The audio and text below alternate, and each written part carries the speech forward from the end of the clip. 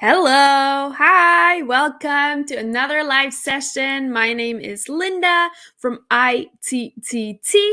And as you can see, today we're going to talk about China's ban on private ESL tutoring, everything you need to know, what we know so far. There's still a lot of ambiguity, but I've done a lot of research. I talked to a lot of people, so hopefully I'll be able to tell you something you might not know yet and give a little bit of clarity into this topic. But disclaimer, things change all the time, and there's still, like I said, a lot of ambiguity around this whole topic. A lot of even experts aren't sure yet how everything is going to be implemented, how it's going to look like in the future. So just want to say that up front. And ITTT, this is also not something that we have control over or we are particularly like involved with or have, any sort of you know what I'm saying. So this is all based on my own research and what other people from China who are in the ESL industry have told me about this. So I just want to say that up front. Thanks so much for tuning in. Oh, somebody says Facebook sound is not working. Can you hear me? Is everything all right? Is the sound working on your end? Can you hear me? Can you see me clearly? I hope you can. Let me know if you can't, and then maybe I'm gonna try and figure it out, but we'll just go with it right now. Cool. So before we jump in, do let me know, where are you guys right now? Where are you watching from? Um, I would really love to know. And I am in South Korea. I'm about an hour and a half south of Seoul. It is 10:30 a.m. Friday morning. I'm super excited to be here today again and super excited to talk about this topic, even though it is a little bit, ambiguous and wishy-washy at the moment. Even though it's been a couple of months since this has been out, it's not super fresh, but I wanted to wait and see, this ban was introduced in the summer and it's October now. So it's been a couple of weeks and months since then. And we have seen a little bit of the developments. That's why I wanted to wait until I talk about it. But do let me know. Guys, where are you? Hi, we have Byron from Ecuador. Hi there. Then Gwen is back. It's been a while, Gwen. Yeah. So glad to see you again. Juliana is here as well. Hey there. Great.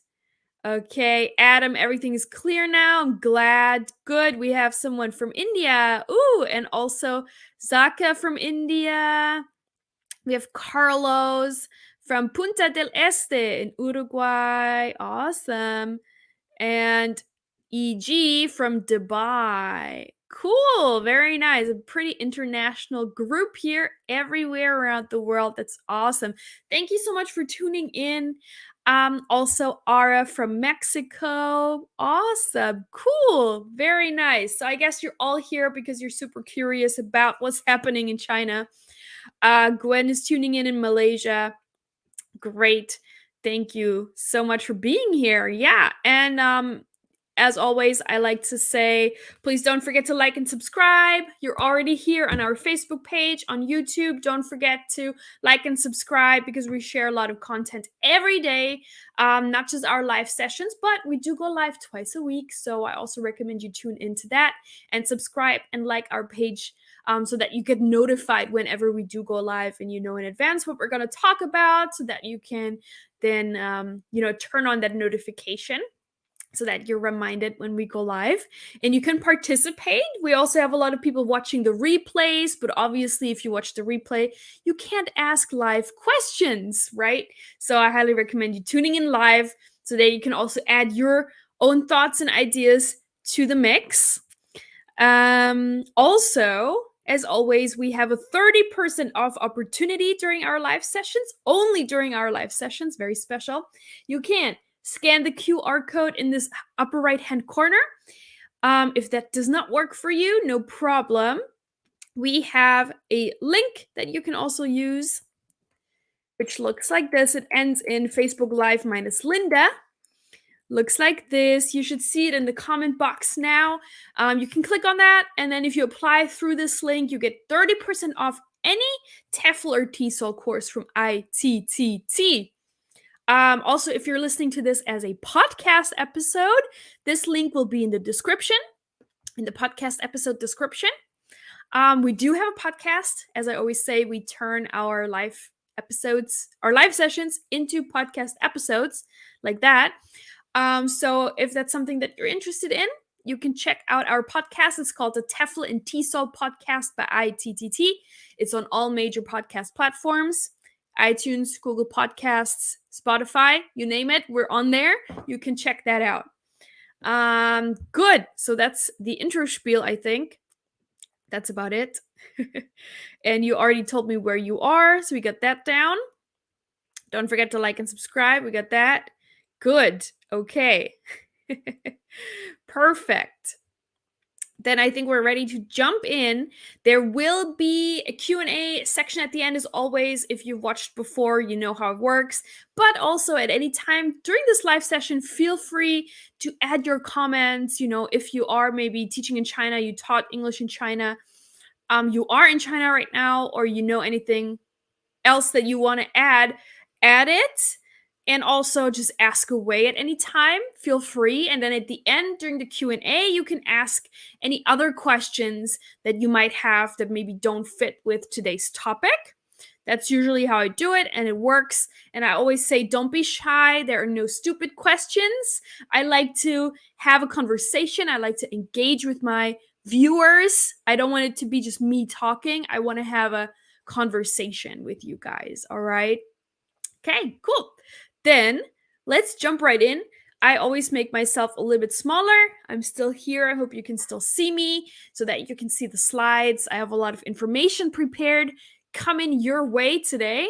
As I said in the beginning, disclaimer, we are not in any way affiliated with this ban.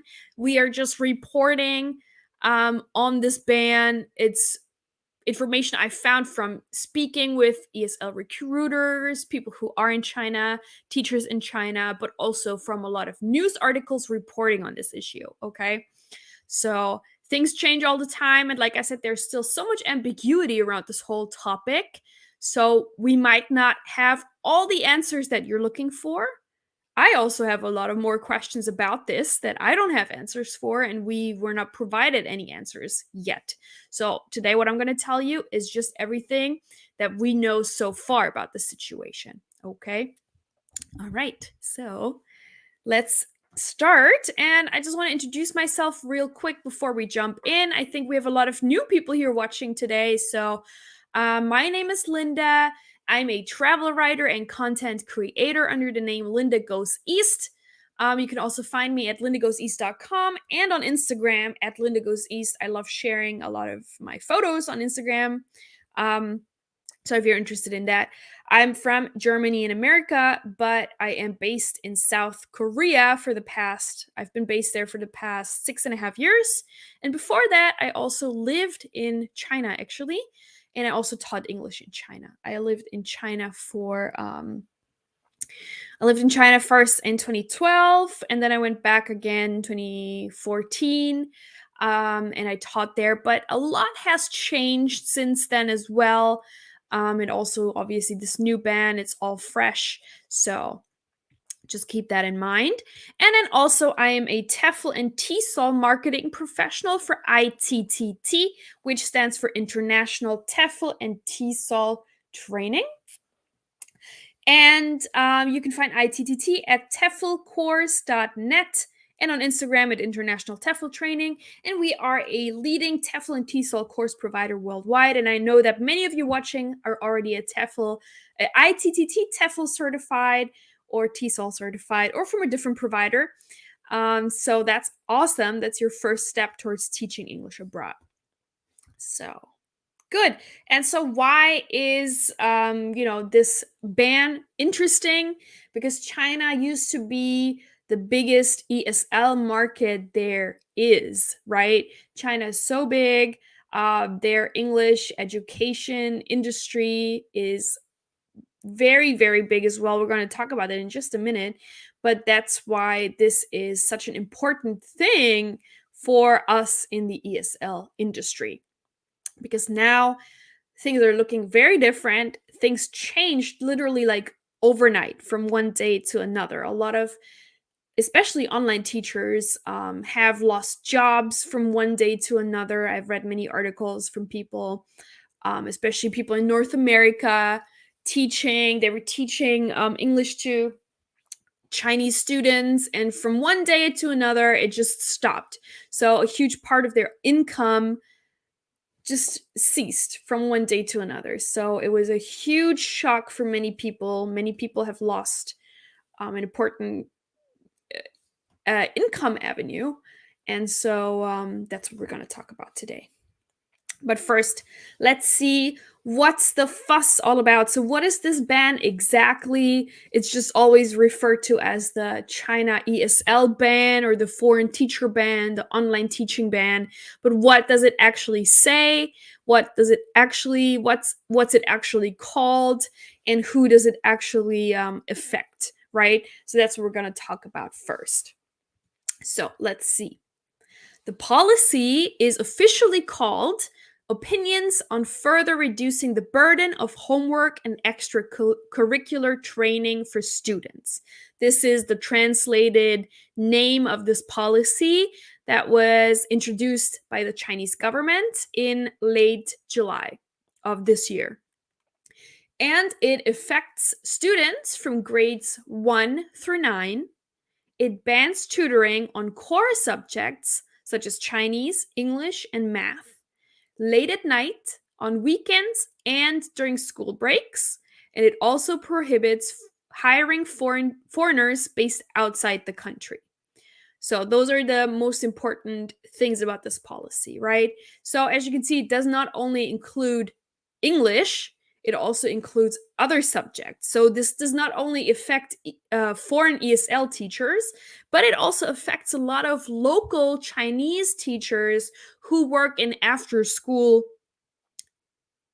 institutes or schools, programs, things like that. So they are also facing a lot of problems. I've read articles where now all of these teachers who used to work at these private institutes, after school institutes, are now looking for jobs in public schools.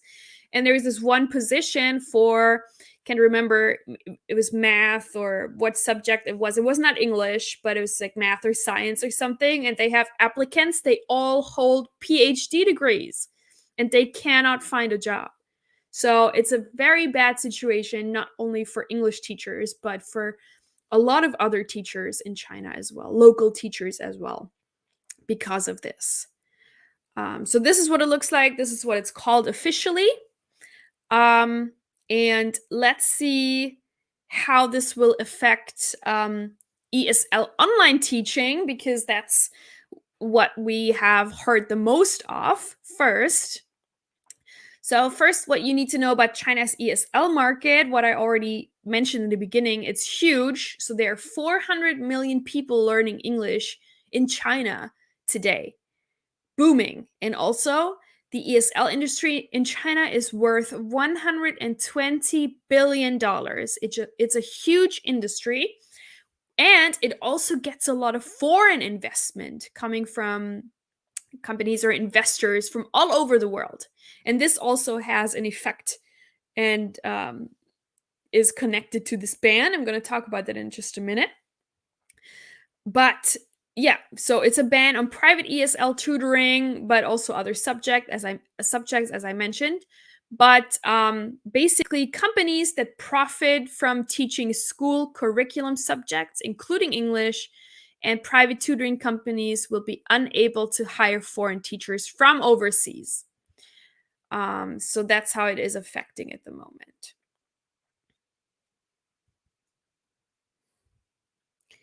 Now let's have a look at why is China limiting private tutoring? What is their argument for doing that? There's two, maybe a third one, but these are the two main reasons why the Chinese government has implemented these ban and this new policy. So one is safeguarding for children's mental health.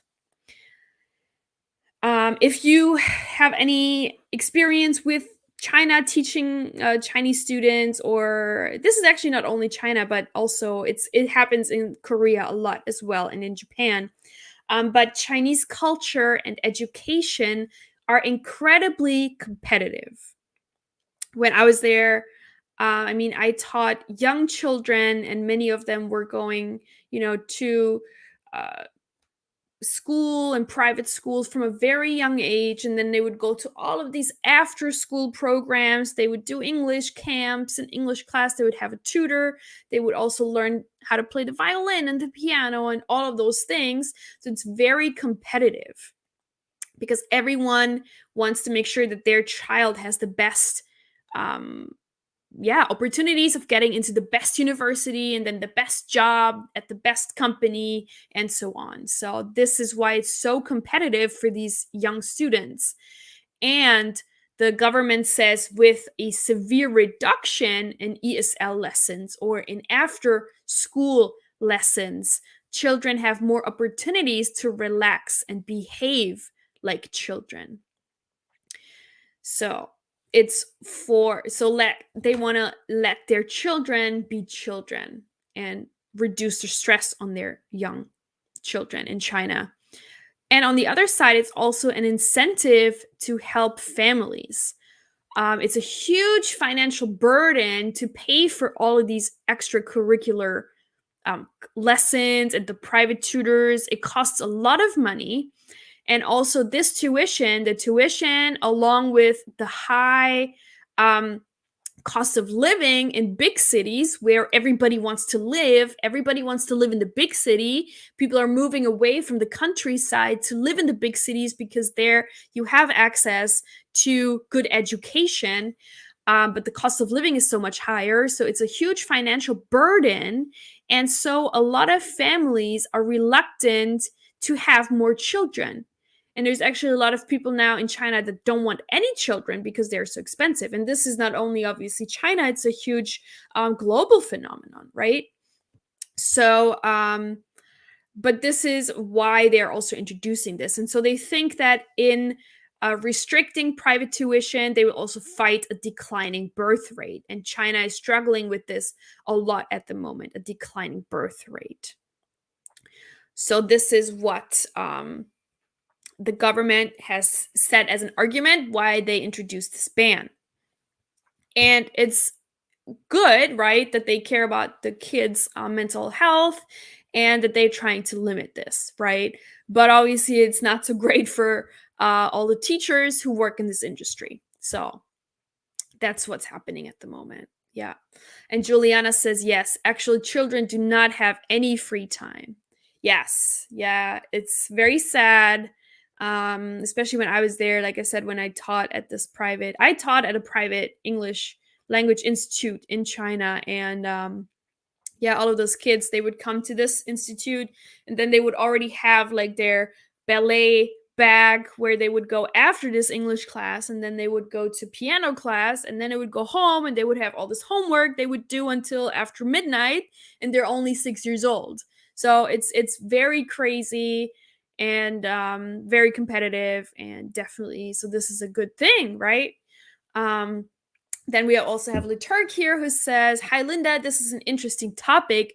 Thank you for sharing this to us. So many ESL tutors are affected. Yes, absolutely. And if anyone here watching is affected, do let me know. And maybe you can also share how this affected you and how you've been dealing with it. That would be very interesting as well.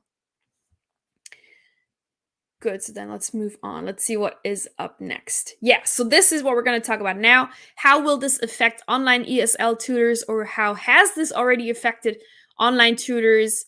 And there's 5 ways actually, 3, and then we're going to talk about 2 more, how this already affected tutors, or how this will affect tutors. So as I mentioned, oh no, I didn't mention that yet. So there's also a curfew on online classes. So the Chinese government already has a 9 p.m. curfew now on online classes. So 9 p.m. China time. And depending on where you teach online, a lot of North American teachers, they teach these children in the evenings, often until late at night. And this is one of the most busy times for teaching. And this will be completely cut. So, no more classes after 9 p.m. They are all falling away. So, this is a huge problem for a lot of teachers. Then, also with this comes the salary and the effect on even more of the schedule. So, not only after 9 p.m., but also how it affected the schedule and salary of ESL teachers. So, many teachers have already lost students because of this. And it is also expected that online classes will be unavailable during weekends, holidays, and school breaks. So, and especially on weekends, and sometimes China has like 2 week long holidays, which used to be very, very busy times and great times for ESL tutors. This is all going to fall away now. Then also the age group of students. So we talked about that this ban involves children, students from first to ninth grade, all of these restrictions. But online teaching for preschool children has been banned completely. So no more teaching students younger than first grade at all. So that's also something, a big thing to keep in mind. And then we also have the type of contract. So a lot of teachers are obviously employed as employees with official employee contracts. But now many Chinese ESL companies, they have to switch their teachers working for them as independent contractors. And with that, obviously, comes a lot less job security, a lot less of the bonuses that you would normally get. So it's not a good situation. And then also for the companies, if a company is offering private tutoring, it will now have to register as a nonprofit organization. And so this will obviously reduce the cost of the classes, but also have an effect on the business models of many of these ESL companies. And this means that even if foreign teachers are able to teach, the salaries will be affected a lot.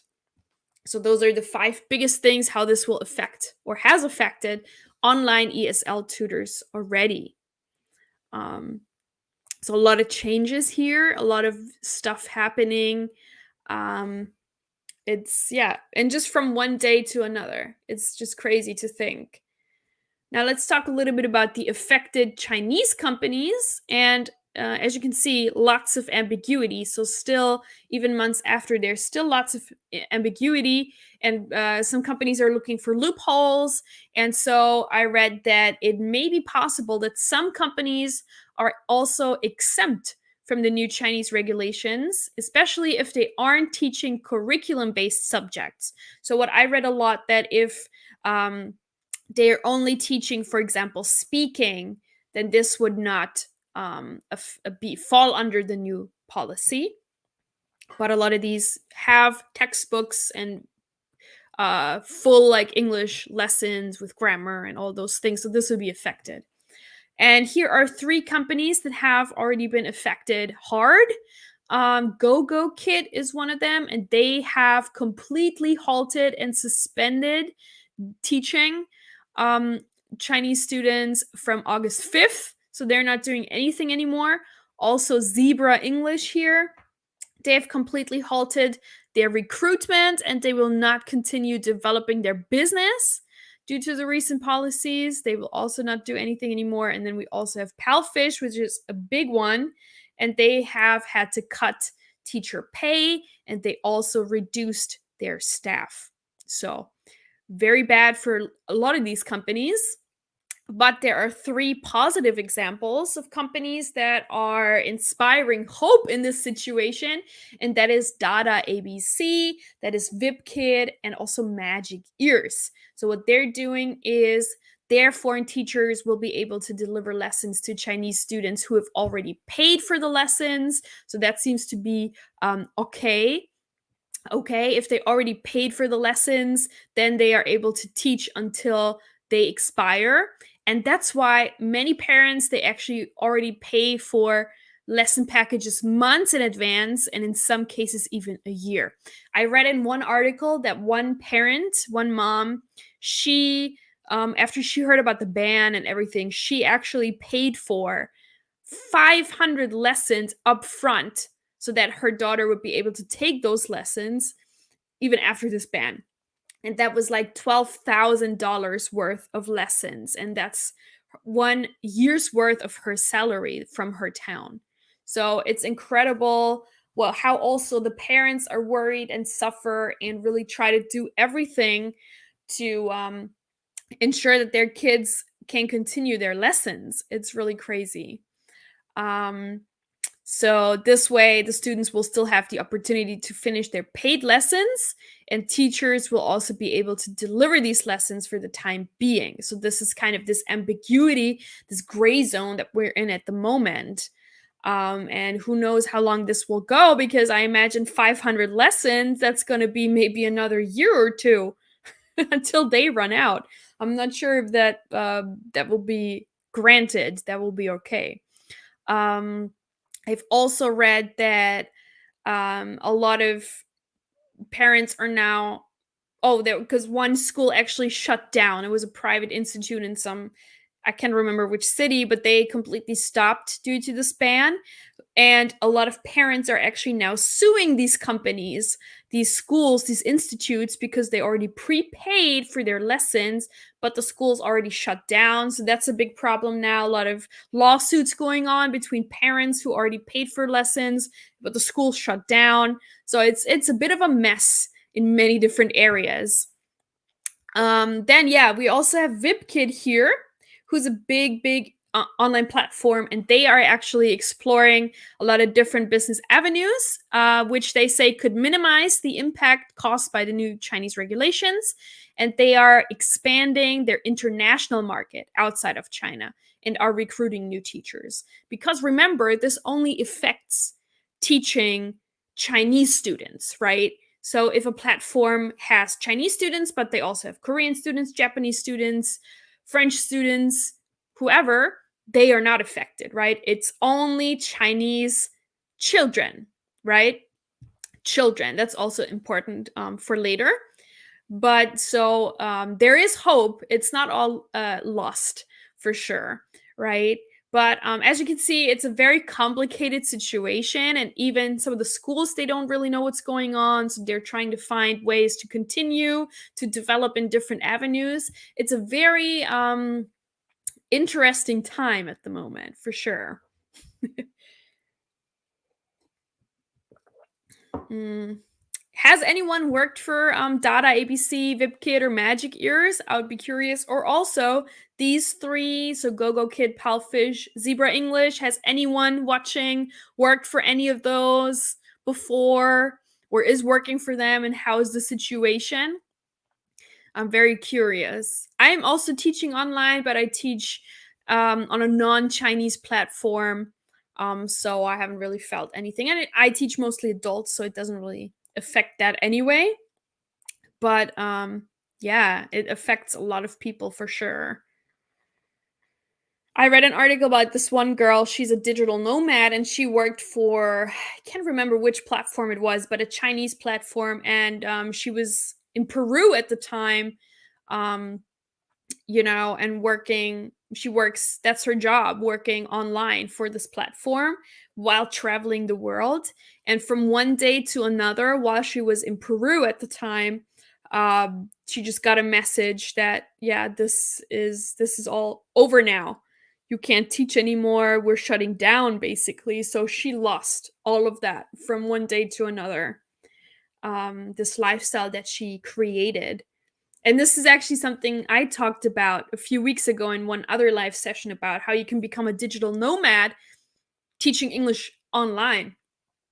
So she did that. She was living the dream, but from one day to another, it just all fell apart. So, as you can see, my tip is don't only work for one platform. You want to have a plethora or a group of platforms that you work for, right? Not just one. So that could end up very badly. I'm also going to share some tips what teachers can do now to kind of get away from this, to not get affected. But yeah, let's continue here. Oh yeah, that's coming up right now. Okay, so advice for online teachers. So what can online teachers do now? What can you do if you are affected or if you're worried that this will affect you in the future? What can you do now? So, and I shared this before, so some of you might already have this, but I wanted to share this again. I have this list of 20 non-Chinese online teaching companies that you can work for that are not affected in this mess at all. And I'm going to share the link with you. Okay. I know that some of you already have this, but maybe some of you might not have it yet, or maybe forgot about it. So you just click here. It's a Google Doc. You click on that, and then you can see the document.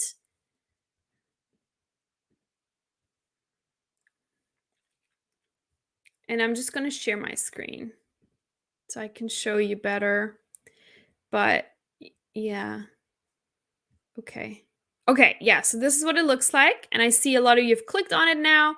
I see you there. So what I want you to do is click over here on File and click on Make a Copy. And then you make a copy for yourself and you can edit that, your own copy. Okay? So do that. File, make a copy. If that doesn't work for you, let me know. But as you can see, these are all companies that are not Chinese, so they're not affected by this ban at all. And you see like information like the hourly rate here, if there, some of the requirements, if the lessons are provided, or do you need to plan the lessons yourself? What about the student's age? Are there any minimum hours you need to teach? Do they require a TEFL certificate or not? Do they accept non-native speakers? Do you need to have previous experience? Are there any additional requirements? And here is the application link. So you can just click on that and it will lead you straight through to that website. So there's a lot of options. Yeah, and here when it says where there's a star behind it, it's a online marketplace. So it's not a platform, but it's a marketplace where you just set up your profile and the lessons you offer, and you can set your own rates. Yeah, and this is as of August 2021, right after the ban came into place. So these are 20 platforms you can choose from that are non-Chinese and are not affected by this ban. Okay? So again, you can go over here to File and make a copy here. And then you can save it in your own drive and you can edit it, you can make notes, etc. Okay? All right. Okay, then I'm going to go back to my PowerPoint. So this is one thing that you can do. You can work for a different company. Just switch the company. You're not married to a Chinese ESL company. You can just switch. So, and like I said, I recommend not only working for one. If this is your sole income, don't only work for one company, maybe 2 or 3 or 4 or however many you can manage, right? Another thing you can do is you can just switch over to teaching adults. As I mentioned, this ban only affects teaching children from 1st to 9th grade, right? So there's a lot of platforms that target or only have adult students and they are not affected. And those are, for example, iTutor Group, italki, Cambly, and Cafe Talk. Cafe Talk is where I teach on. It's mostly adults. And it's a Japanese platform, but they also have a lot of Korean students and Chinese students, so kind of East Asia, but mainly Japanese, but it's a lot of fun on there. And yeah, this is not affected by the new regulations. And also what's a plus here is that adult students are very driven.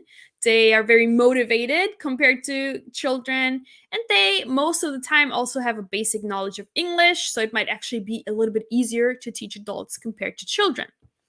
Just one idea I wanted to mention here. What else do we have? Yes, you can move on to independent teaching. So you can set up your own website or your own teaching profile. You can set your own prices. You don't have to give up any fees to the platform. Most of these platforms, they take a cut from your pay, so that won't affect you. You can also teach your own lessons. You can teach whatever you want, whatever kind of class you want. You can completely design your own stuff, which is really great. And you have access to an international market, not only Chinese students. You can teach English to anyone. However, if you teach independently, it needs some advertising efforts. So you need to kind of market yourself, maybe on social media. And I actually gave some tips in a previous live about that, how you can do that. So go check that out in our playlist. And there also are some setup costs involved, like setting up your website that usually costs a little bit of money, or setting up your like teaching space, with props and things like that. But if you already taught for a platform, then maybe you already have some of these props and some of the setup, so you can just use that as well. Then I think we have, yes, this is also what I wanted to mention. So all of this before was about teaching online, right? So I get the question, and I ask myself too, so what about teachers working in China? If I'm We only talked about this ban from the point of view of ESL teachers, like working outside of China but teaching Chinese students through these platforms. But what about working in China? Is this still an option or not? How does this ban affect teachers coming to China? Because it used to be the ESL Wonderland. There would be so many vacant positions, more than teachers to fill. So how does this ban affect this situation? Um, couldn't find too much information on that, but also enough to kind of give you the gist of it. So there's a lot of new things that foreign teachers working in China have to go through. And I also believe that now it's going to be more public schools where foreign teachers are going to be working at, or international schools, not so much your typical private institute anymore, where you work. Maybe where I worked, it was like you worked Wednesday to Sunday and you had Monday, Tuesday off. Now, with this new ban where you can't teach these things on the weekend, this might also change a lot. So I think we're going to see a lot more public school positions, or just a whole restructuring of these private institutions. And I'm going to talk a little bit more about this now. So, these institutes, private institutes, are now required to offer training workshops to their foreign teachers about domestic Chinese laws and ethics. So, this is, for example, and also the teaching activities during class and the course content must be in line with China's educational principles and should not undermine the country's sovereignty, security, honor, reputation, and public interest. That's what it says officially. So if you want to work in China now as a teacher, you need to go through this workshop provided by your school that basically teaches you how you should teach in line with uh, China's policies and things like that. So it's going to be very different. And also, all of these international schools, institutes, they now have to, there's a lot more stricter control on their course books and teaching materials. So they will not be allowed anymore to use any foreign textbooks. They need to use textbooks that are in line with what the Chinese government says. So this is also a big change on that front. Then there also be a lot more consequences for legal and disciplinary violations for teachers. So there will be punishment or removal of expat teachers from their jobs if they committed crimes or were found to have used drugs, mistreated students, or undertaken religious education, among other violations. So there's going to be a lot more stricter regulations on, all their foreign teachers in China. a lot more strict, and also here a lot more surveillance. So the new guidelines, they also require the establishment of a national information platform where education institutions will be able to, or they need to, register and report and search for information about foreign teachers. So I think we're going to see that a lot more, that every foreign teacher is going to be in this database, and yeah, information is going to be collected about them in this database, basically. There is more. It's not the end of it yet. There will also be, they were talking about establishing a credit system where law abiding employees will be rewarded with convenient entry and exit procedures, for example, while penalizing those who break the law. So, yeah, if you're a good expat, you get points. If you're a bad expat, you will get a punishment. Very interesting, right? There's also more requirements that all foreign teachers, they must have no criminal record, infectious diseases, or history of mental illness, sexual harassment, and drug use, which this is common in a lot of other countries already. Especially South Korea, you need to do drug tests here. You need to provide a clean background check. So this is very similar, nothing really new, and I think this is also good. Then this was like this before already. All foreign teachers, they need to have at least a bachelor's degree, a minimum of 2 years of teaching experience, and relevant language teaching qualifications. So a TEFL certificate or a TESOL certificate. And then this is that what I already talked about, that education institutions, they need to provide at least 20 training sessions for foreign staff on Chinese laws and teaching ethics before they take up employment. But there are no details yet about these training sessions, if they're provided by the government, or also how long they are. It just says 20 training sessions, but nobody really knows about this yet more in detail. But this is what it looks like for foreigners working in China. So there's going to be a lot more requirements, a lot more surveillance, a lot more heavier punishments if you break the law or work illegally. And this is a big difference from when I was there. When I was working in China in 2012, 2014, it was a lot more loose. There weren't that many laws regarding this, and a lot of people were working illegally.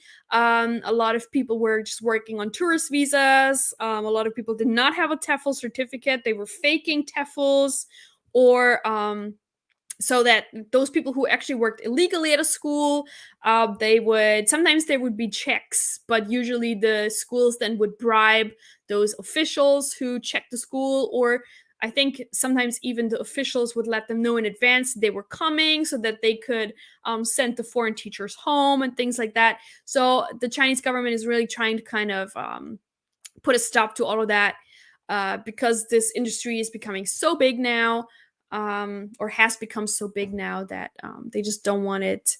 They just want it to work properly and not have any illegal things going on.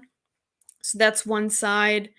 So yeah, and yes, this is the end. This is what I wanted to share with you today. And also, I want to ask a question. So regarding, let me just go back to just this. Regarding all of this, now you've listened to this, to these things that are happening. Do you think teaching in China is still a good option after this ban, or teaching for Chinese ESL companies? And also teaching in China in person. Do you think, now after listening to all of this, do you think teaching in China is still a good option? I'm really curious about your opinions. And what you think. If you were interested in teaching in China before, but now after hearing all of this, do you think it's still a good option to go and teach in China? Hey, Brad. Ciao. Brad says there is a lot to think about. Yes, there is a lot to think about. I feel the same way. There's a lot to think about.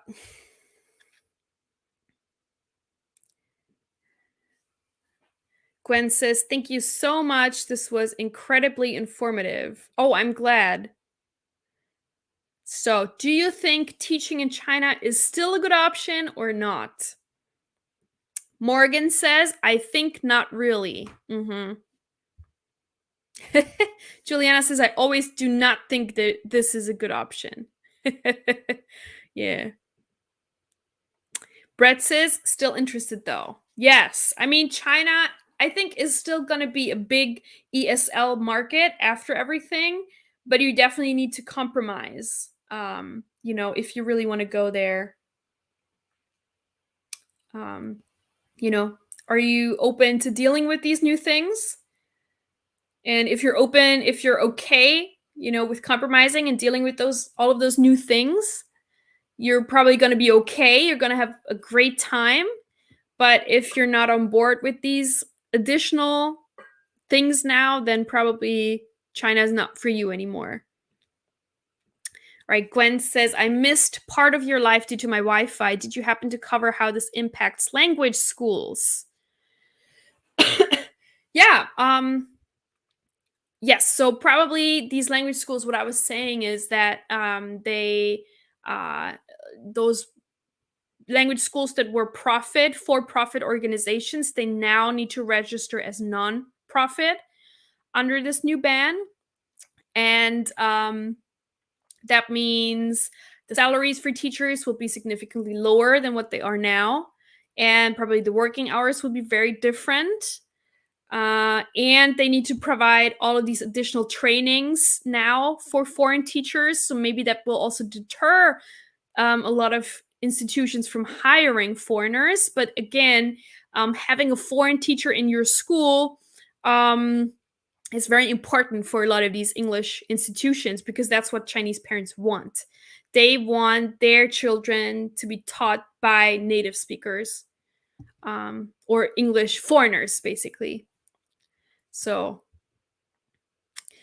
it's very hard to say because it's still so fresh, even though it's been a couple of months now. But I think we can really not predict this, how it's going to turn out. And I might do another follow-up live session about this topic in a couple of months from now. If there are any new developments. Because also about this ban and these many new regulations, what I was reading that in August, I think they were announcing all of this with the training, the credit system, and all of those new things. And they were asking for the opinion of the public, what they were thinking before they actually put this into reality. So I don't know where they are in the process, if this has already been implemented, but that's what they want. And I'm pretty sure that if that's what they want, they will probably implement these things, right? Yeah. Exactly. Manuel says, yes, if you want to follow the rules. Exactly. So I think, I've read so many articles of teachers who lived in China. There was this one girl, I think she'd been in China for 10 years. She taught at this school. But now after this ban, and also because of COVID, she just left, went back home, but she was devastated because she loved living there. But now it's just not, she doesn't want to stay. She's going back home because of this new policy. It's really sad. Yep, Juliana says, I'd love to teach in Japan, South Korea, and Taiwan.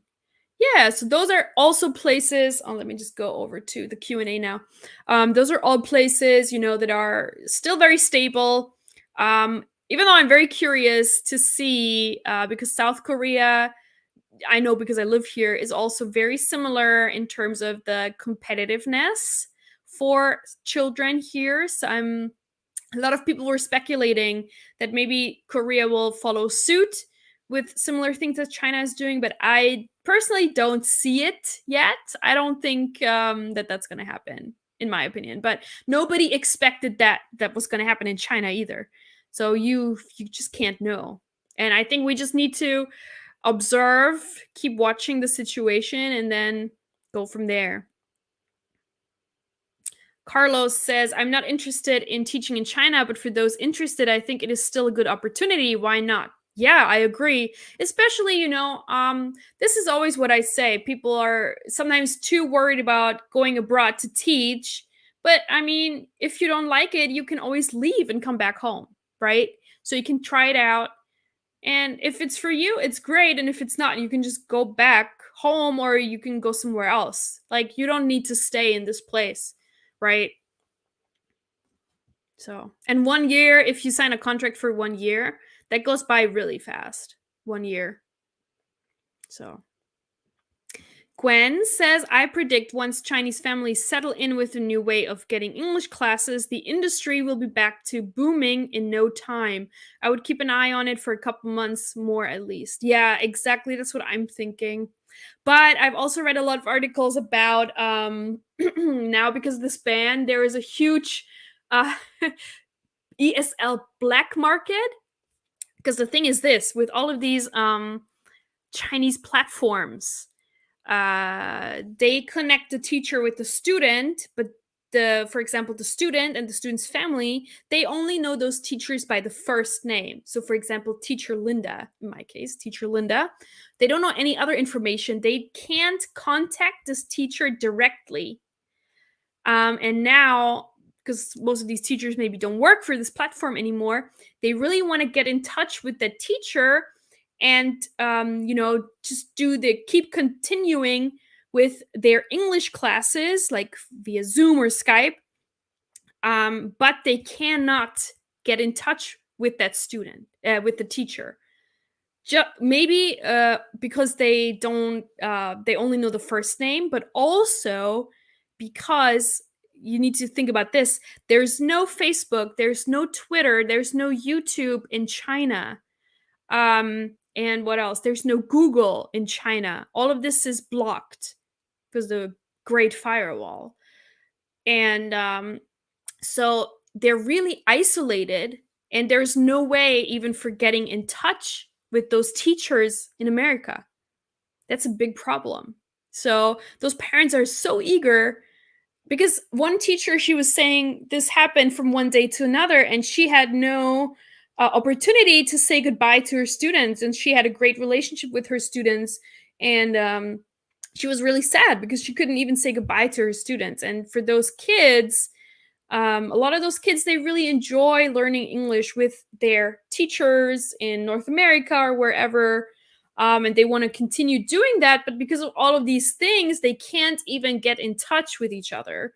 So a lot of these articles were saying, they interviewed these teachers and they were saying, oh, if for any, if you can read this, teacher so and so is out there waiting for you, so please get in touch. But they can't even do that.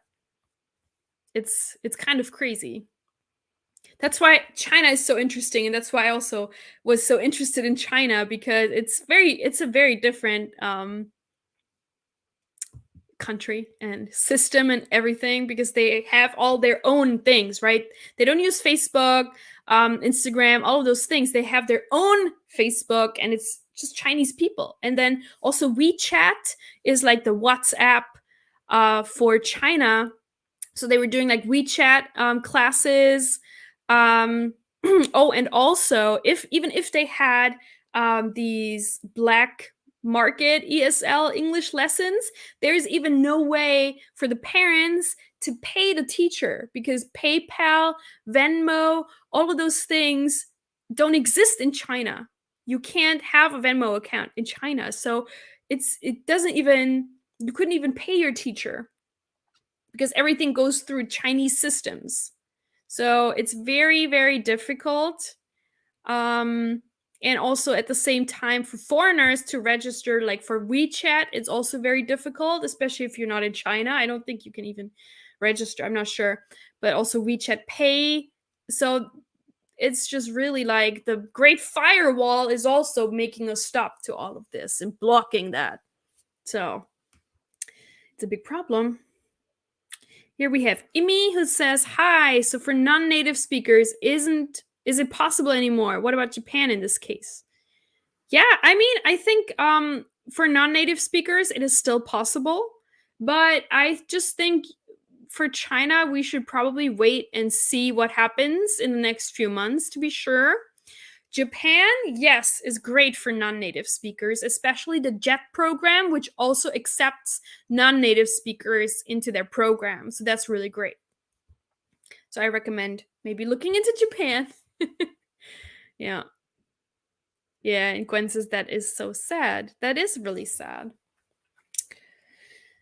Okay, and then I just want to mention this 30% off one more time in case somebody missed that.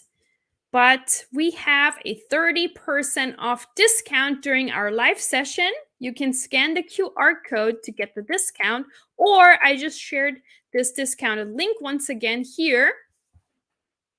So you can apply through that and get your TEFL or TESOL certificate 30% off. And that's also an interesting thing about teaching in China. So when I was there in 2012, 2014, a TEFL certificate was not a requirement to teach English in China. It wasn't. It was introduced a couple of years later. So now it is a requirement. If you don't have a TEFL or a TESOL, you can't teach English in China.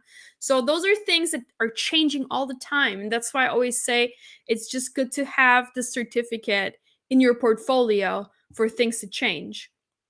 Also for Korea, in Korea, a TEFL is not a requirement. But what if, one day they decide, okay, now let's make it a requirement because it gets too competitive. So it's, better to have it.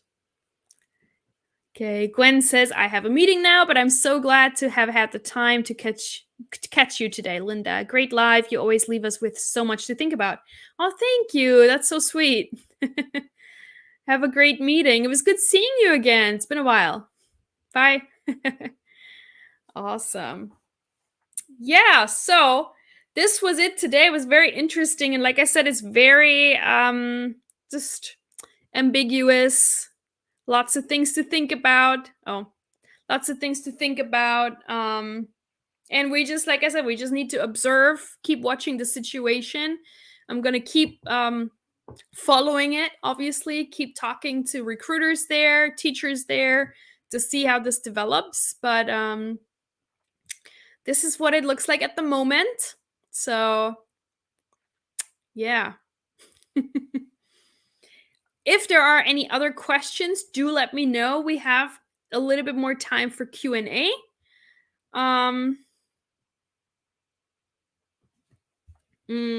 Yes.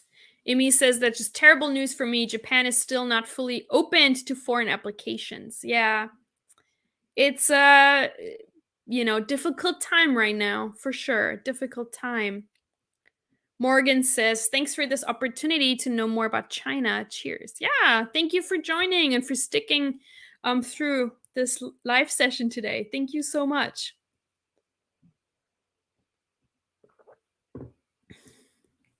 We do go live twice a week. Me usually this time on Friday, and then my colleague Lisa, who is a non-native English speaker from Russia, she goes live usually on Tuesdays. And she also taught English in China, actually. But now she's back in Russia and she teaches mostly online. So if you are a non-native English speaker interested in either teaching abroad or teaching online specifically, you should also check her out. She shares a lot of amazing content. And it's actually her that got me into teaching online. After one of her lives, when she talked about the different platforms to work for, I found a great platform that really suited my needs and preferences, and I signed up, and I've been teaching for them now for 6 months, and I just reached 200 classes that I taught. 200, a big milestone. Because I don't do this full time. I do it just a couple of hours a week, but it's been so much fun. So I highly recommend checking that out. All right, I think if there are no more questions, I'm going to say goodbye soon. I hope you enjoyed today's live session. I hope you learned something. And we're just gonna, like I said, we're just gonna observe and further investigate and see what's going on. Thank you, Brett. Brett says it's great to keep up to date. Thank you, Linda. Sure. Thank you so much for being here every week. It's great. Juliana, thank you so much. It's informative and great video. I'm glad. I'm glad you find it informative. Cool. Okay. Well, now it's the 1 hour mark. We've been live for 1 hour. This is usually around the time where we say goodbye. So thank you guys so much for watching. I'll be here again next week. Same time, same place. Please do like and subscribe if you haven't yet. Do check out that 30% off discount. It's in the comments. If you're listening to this as a podcast, it is in the podcast description as well. Have a lovely weekend. Thank you so much for watching today, and I hope to see you again next week. And stay happy, stay healthy, and then I'm going to say bye-bye. Thank you, guys. Bye-bye. Bye.